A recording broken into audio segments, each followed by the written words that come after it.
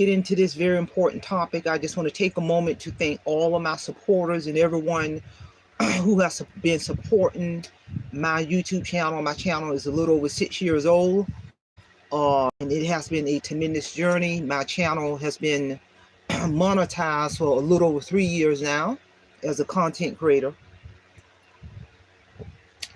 And with that being said, let's get on down to today's lecture, which is I'm going to share with the audience, the viewer, the listener, some steps that must occur in order to file your LLC, specifically in the state of Georgia. My company, Patterson Associates Resource Center, is well over 26 years old. Although I'm fully retired, I've always simultaneously had my company since I've been all up until retirement that I was in the workforce. I initially filed my LLC. My company is over 26 years old, but the first 17 years of my company, I filed my LLC. The first maybe about 11 or 12 years of my company, I filed my LLC in the state of Georgia. And when I relocated to North Carolina, and for the past 17 plus years in North Carolina, I did my LLC in North Carolina. But recently, I returned back to the state of Georgia, probably going on about a year now. So I had to refile my LLC in the state of Georgia. So this is going to be specifically in terms of the process that I went through to file my LLC in the state of Georgia. The first thing that must occur is you got to establish a name reservation. And what that is that name may be reserved prior to filing your entity or your business formation or registration documents. The registration may be made online. I did my name registration online by submitting a name reservation request form. And that registration fee is $25 plus a $10 service charge. And I tell anybody, do your due diligence. You don't need to pay nobody to file your LLC. No, do your due diligence. Go through the process to file your LLC in your state. That registration fee on the front end, you pay for your name reservation at $25 plus a $10 service charge must accompany that request. That name reservation I did online. If the name reservation is approved by the Office of Secretary of State, a name reservation number will be provided to the filer by a return email. And basically, in my situation, I got my initial email from the Secretary of State, got my copy right here. When I did my name reservation, filed it online, the Secretary of State, they will alert the filer in email that your request was received and an account has been created for you with the details you have furnished. And below are the details of your account. They put in that email my user ID, my account name, etc. That was for the initial name reservation. And when you submit that online, the Secretary of State in your state will alert you by email and let you know they got it. And then not long after that, they will also send you a name reservation confirmation. The Secretary of State is going to send you a name reservation confirmation with the name of your company, the effective date of the name reservation confirmation, and they're going to also have in this email a name reservation number. It is a 8-digit number. That name reservation 8-digit number will come into play later as you're going through the filing process. On this email, on this name reservation confirmation from the Secretary of State, it's going to have the filer's address, my business address, aka home address. I have a home business. My business is in my home. And the amount paid for that name reservation, $25, and basically it's telling me in this email that your name reservation, Patterson Associates Resource Center, my company name that I had the LLC formulated in Georgia, has been approved by the Secretary of State in Georgia. And they're going to send you this. The above name has been reserved to use the name reservation number when filing your entity formation. Documents use the exact entity name as it appears on this confirmation receipt. So once you get this name reservation and with this code on it, you have 30 days to go in and do the next step as you are filing your LLC. And that next step is, after you've done all that, name reservation. Oh, and also with the name reservation, when you go in online and do that online for your name reservation, it's going to ask you, this is just a hard copy of the online application, but on that application, it'll basically ask you to select your choice for a name for your organization, for your company. It's going to give you your first preference, your second preference, and your third preference in terms of your name reservation and on that online application. So you make sure you put your preferences in, and then once they receive it, like I said, they're going to send you that name reservation confirmation email. And like I said, that's going to come into play. And once you get that, then you are going to prepare to do your articles of organization. And that articles of organization may be signed by any member of the Limited Liability Company. My company is a limited liability domestic organization. So you're going to file your articles of organization may be signed by any member of the Limited Liability Company. And what that's going to entail in terms of the articles of organization, which it all can be done online through the Secretary of State. And it's real simple. This is just a hard copy of my articles of organization. And in that, when you go online and do it, it's going to want the name of the Limited Liability Company, Patterson Associates Resource Center. That's Article 1, of course, the name. Article 2, you're going to have two choices select. And I selected the first option, which is the articles of organization shall be effective upon filing with the Secretary of State. So the minute the Secretary of State received my articles of organization online application, I wanted them to make my business effective once they got done processing everything in real time. Also on the articles of organization, it's going to ask, and it's going to state, in witness whereof the undersigned has executed these articles of organization on March 30th, 2026. That's when I did it. I had to sign off on it. I had to sign my name, and I had to print my name. And then it says at the end, choose one option. And the option I chose was organizer or member or manager or attorney. In fact, I selected that first option, organizer. So this is done online.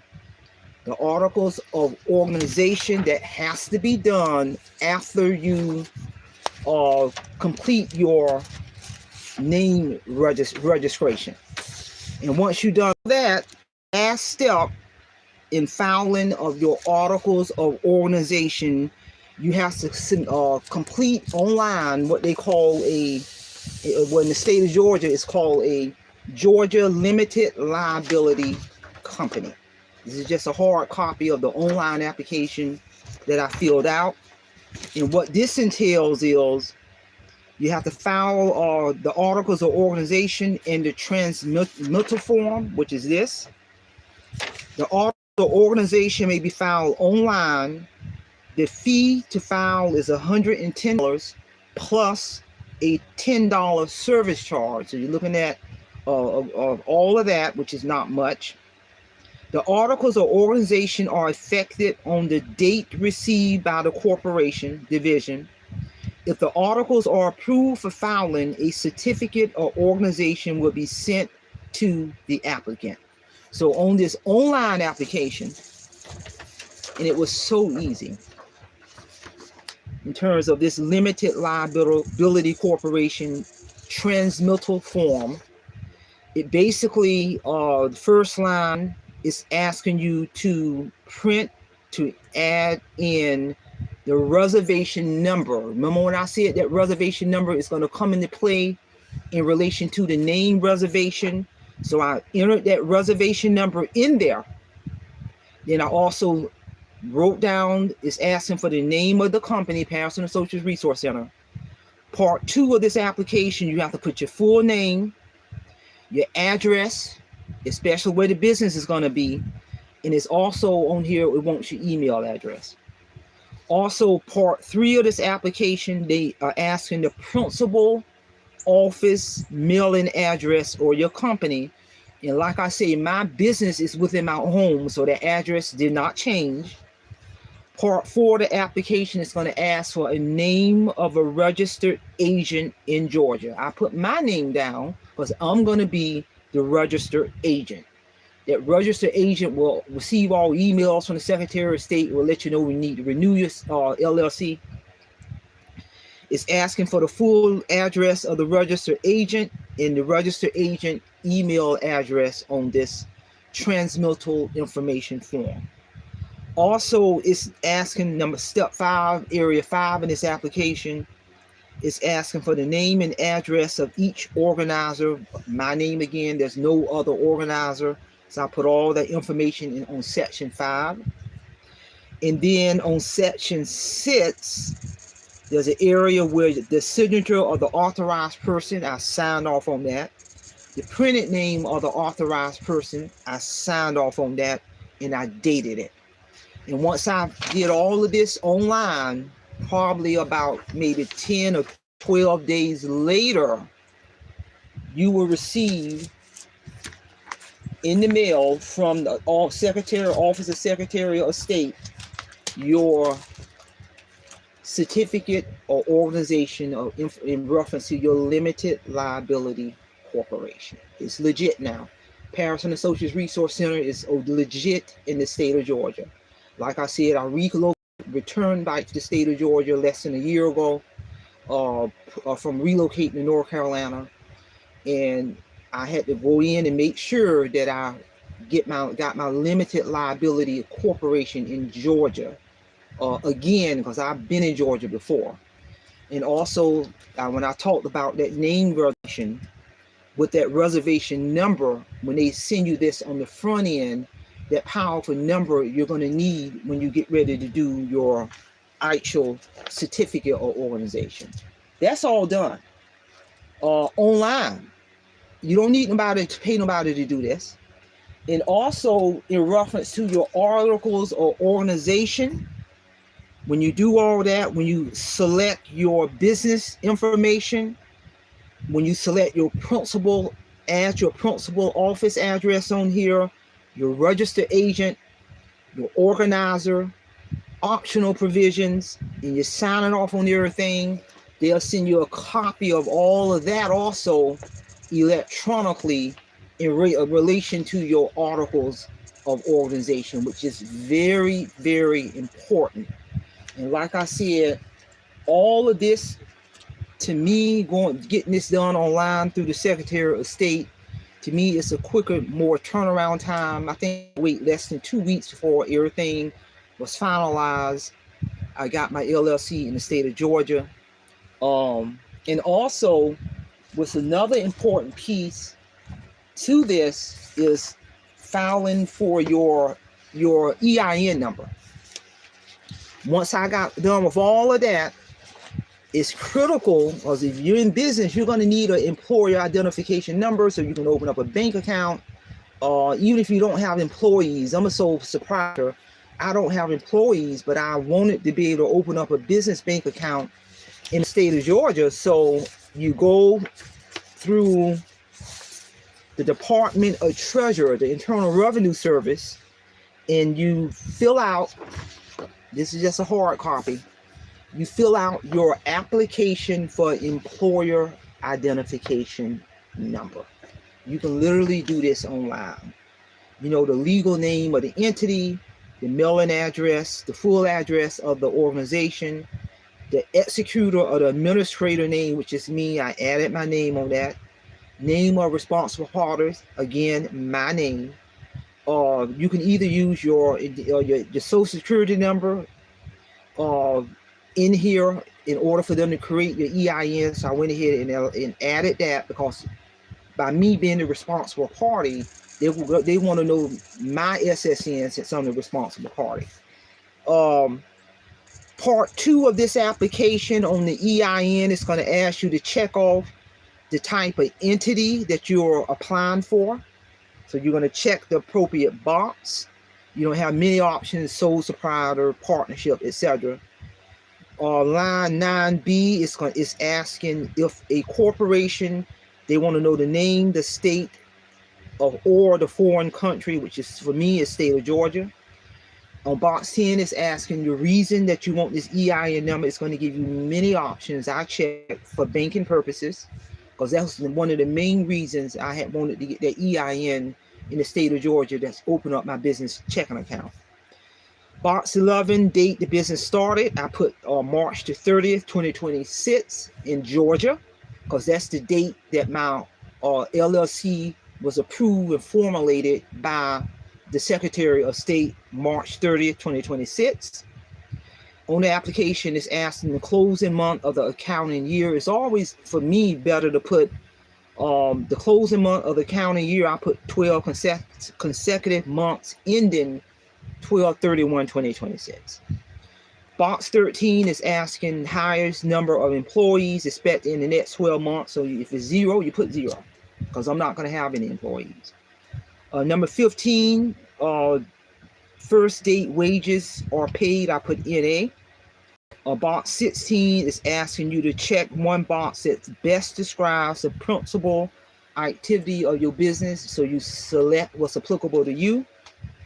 And box 17 is asking, indicate the principal line of merchandise sold, or the principal type of service or product you provide. And my principal product or services that I provide, because as I stated, you know, I've been in business. Patterson Associates has been around for 26 plus years, 17 plus years in the state of North Carolina.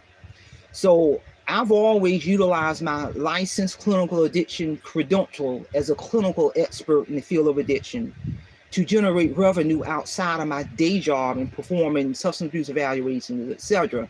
So substance abuse evaluations is my primary service under my company. Make no mistake, I'm governed by governing boards. I'm credentialed in multiple states. You know, yeah, I may do other things to generate revenue under my company, but that addiction piece is primary, people. You know, the revenue I make from my book, the royalties that I make from my book, and the money I get from my publishing company, that's secondary. The little YouTube check I get every month, that's third. But my primary is with my addiction credential that generates ongoing revenue under my company. And the primary is what I put down on number 17, box 17, when it asks on the EIN application to indicate your primary service or product. Make no mistake. Box 18, it asks, has the applicant entity shown on line 1 ever applied for EIN in Georgia? I checked yes, because I initially started out my company 26 years ago, initially in Georgia. So I had a prior EIN. So they, of course, they was able to pull that up. And so when I relocated back to Georgia, because I was gone for 17 years, I had to make sure I had to go in and renew my LLC in Georgia. And then at the end of the application, you sign off on here. I did my EIN application April the 8th, 2026. And I submitted everything online. And once the Internal Revenue Service receives that online application for your EIN, once they receive it, within maybe 7 to 10 business days, actually not even that, I think the EIN I was able to get quick. That's a really quick turnaround. Yeah, because I submitted my online application for my EIN April the 8th, 2026, and I got my EIN issued for my company April the 8th, 2026, the same day. So they generate, when you go in online to do this with Internal Revenue Service, to get your EIN number online, that's a real quick turnaround. So now I was able to take evidence of my EIN number to my bank to open up a banking account for my company, Paris and Associates Resource Center. And those are the steps that I went through in the state of Georgia to formulate my LLC in the state of Georgia and to attain my EIN number in the state of Georgia to make my company that's been around for 26 plus years legit in the state of Georgia. Make no mistake. And I did all of this process from the comforts of my home, aka business, aka home office. And I tell anyone, formulate a LLC. There's so many business write-offs when you have a company. I don't care if you are a YouTube content creator and you getting paid every month by YouTube. That's a business. Formulate a LLC, and everything that money you spend as a content creator on your time is money. Equipment, everything is a business write-off. Your internet that you spend it in order to have online access is a business write-off. Percentage of your mortgage and your rent is a business write-off when you are in business and you're making it legit by formulating a LLC. So again, I want to thank all of my supporters and everyone for supporting my channel. My channel really is intended, especially when I get in front of these cameras and do these thought-provoking, educational, useful type lectures that can be useful for anyone, or it can maybe useful for someone. I mainly get in front of these cameras when I'm doing these lectures to get down to business.